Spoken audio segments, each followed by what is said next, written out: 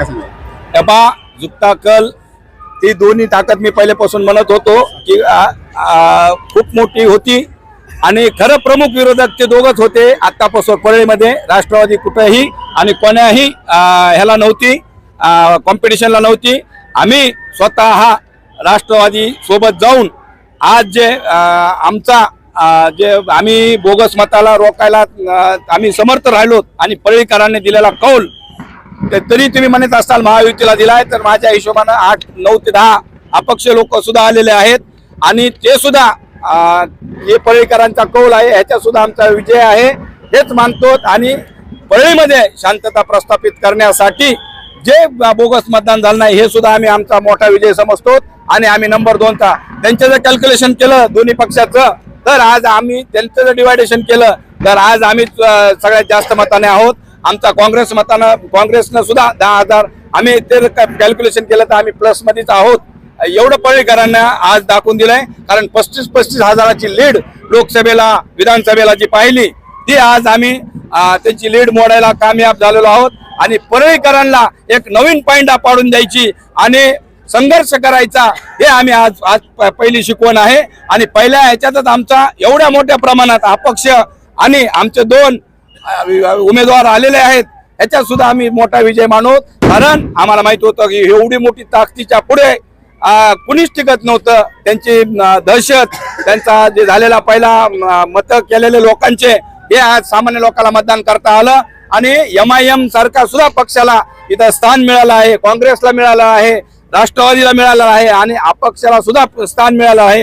एवढा मोठा विजय हे दोघं जण जर पहिले आम्ही लढत होते तर एवढा विजय त्यांना कधीच एवढा मिळाला नव्हता. ते आज परळीकरांनी आम्हाला, आम्ही जर प्रत्यक्षात जरी नाही निवडून आलो तर आमच्या कॅल्क्युलेशन मध्ये आम्हाला परळीनं भरघोस मताने निवडून दिलेला आहे. आणि परळीच्या पुढील पायंड्यासाठी आमचा संघर्ष हे 2 नाही 3 सगळे सत्ताची एक झाली आहे तरी सुद्धा आमचा संघर्ष कायम राहणार आहे. आणि ह्यांची जे गुत्तेदारी पद्धत किंवा बोगस कामाची पद्धत ह्याच्यावर सुद्धा आमचा 24 तास वाच राहणार आहे. आमचे अपक्ष, आमचे नगरसेवक आणि आम्ही स्वतः पक्ष म्हणून प्रत्येक कामावर लक्ष देऊ आणि अधिकाऱ्यांना सुद्धा त्या पद्धतीने आम्ही काम करायला भाग पाडू. पाहायला गेलं तर एकीकडे महायुती ही एकत्र लढली आहे, परंतु महाविकास आघाडी ही वेगळी केलेली आहे.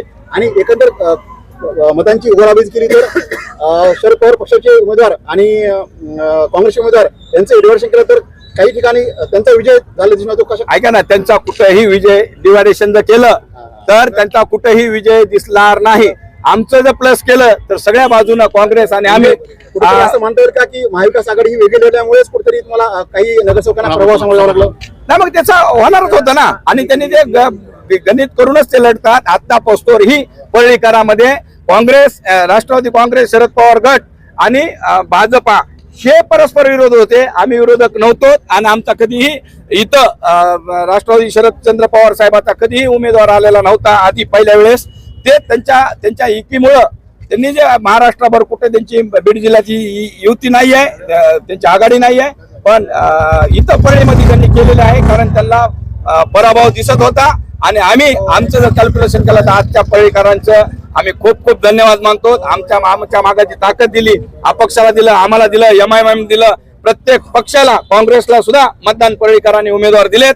आम्हाला आता सभागृहामध्ये जायला लढायला सुद्धा ताकद आलेली आहे. आणि आम्ही सुद्धा पक्षाचे प्रमुख म्हणून आम्ही सुद्धा इथून पुढच्या प्रत्येक कामावर आम्ही लक्ष देऊन पुढचं काम करू. जे की मुजुरी चालायची, सगळ्या नगरसेवकाचे तोंड बांधून हे आमदार आणि मंत्रीच लोक इथं परळीमध्ये राज करायचे, एखाद्या जंगलात चरल्याने कुठे बी मुसांड्या मारून खायचे, हे आम्ही तो बंद करायला आम्ही आता सक्षम आहोत. कारण आमच्या प्रत्येक पक्षाचे लोक नगर परिषदेमध्ये आहोत आणि आम्ही सुद्धा प्रमुख म्हणून आम्ही परळी नगर परिषदेच्या पुढच्या कामासाठी सदैव जनतेचा आशीर्वाद जेवढा दिलाय त्याच्या दुपटीनं काम करायला आम्हाला एवढा उल्हास आलेला आहे. एवढा मताचा मी सामान्य एक नगरसेवक माणूस एवढ्या 2-2 मंत्र्याला आणि सत्ताधाऱ्याच्या तिन्ही नेत्यांना मी भारी पडलोय एवढं मी निश्चित याच्यातून सांगू शकतो. पूर्वीचा परळीचा इतिहास पाहता आजपर्यंत एवढे अपक्ष उमेदवार निवडून आले नव्हते आणि त्यानंतरही काही काँग्रेसचे आणि काही राष्ट्रवादी काँग्रेस शरद पवार पक्षाचे उमेदवार झाले.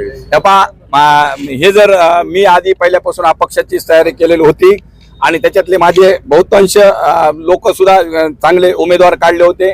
पण आम्ही राष्ट्रवादी पक्षामध्ये ज्यावेळेस गेलो त्यावेळेस काही उमेदवार पहिलेच ठरलेले होते आणि मी मागून येऊन जर मी सिलेक्शन जर करीत बसलो असतो तर आम्हाला खूप फरक पडला असता. पण तेवढ्यात तेवढं आमचे जे मागून जे आम्ही 1-2 आम्ही मध्ये गेलो त्याच्यामध्ये आम्ही दोन्ही आमच्या सीटा निवडून आलेल्या आहेत. आणि जे काही आमचे बात केलेले लोक आहेत 2-4 जण ते सुद्धा स्ट्रॉंग उमेदवार होते. त्यांना सुद्धा आम्ही रिंगणात आणून जे काही परळीमध्ये आतापर्यंत कारभार चालायचा ह्याच्यासाठी सुद्धा आम्ही कंबर कसून आम्ही हे सगळं रोखलेलं आहे. आणि इथून पुढे सदैव कुठलीही वाईट घटना किंवा बोगस कामं काही असं चलत असेल तर आम्ही सदैव रस्त्यावर आहोत आणि परळीच्या सेवेसाठी आम्ही 24 तास सेवेत आहोत.